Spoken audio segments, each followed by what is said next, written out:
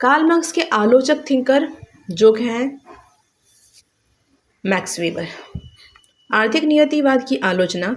Marks के अनुसार अर्थव्यवस्था ही समाज की संरचना और विचारों को तय करती है, लेकिन वेबर ने कहा था कि समाज सिर्फ आर्थिक कारक से नहीं बल्कि धार्मिक, सांस्कृतिक और राजनीतिक कारक से प्रभावित होती है।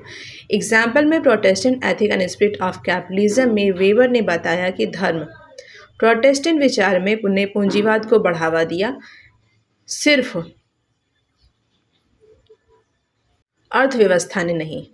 फिर दूसरे नंबर पे आता है क्लास वर्सेस स्थिति और पार्टी।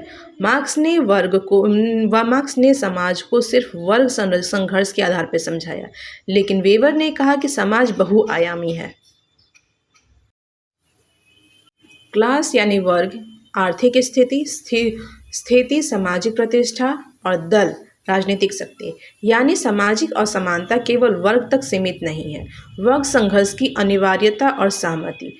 मार्क्स के अनुसार वर्ग संघर्ष से ही समाज का विकास और अंततः वर्गहीन समाज बनता है, लेकिन वेबर ने वर्ग संघर्ष जरूरी नहीं कि हर क्रांति लाए।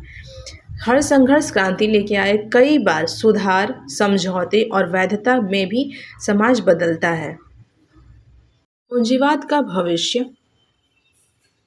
मार्क्स के अनुसार पूंजीवाद अपने अंत विरोधी से ढह जाएगा, लेकिन वेबर कहते हैं पूंजीवाद स्थिर हो सकता है, लेकिन इसका खतरा है कि नौकरशाही का लोहे का पिंजरा जिसमें लोग अपनी स्वतंत्रता खो देंगे। एक वक्त ऐसा आएगा लोग यंत्रवत काम करेंगे, एक मशीन की तरह काम करेंगे। धर्म और संस्कृति की भूमिका।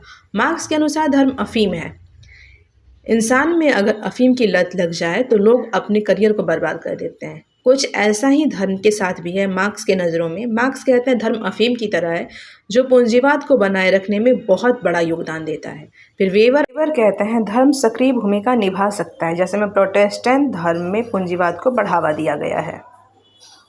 मार्क्स की आलोचना के अनुसार मार्क्स और वेबर के बीच वेबर की आलोचना मार्क्स के द्वारा।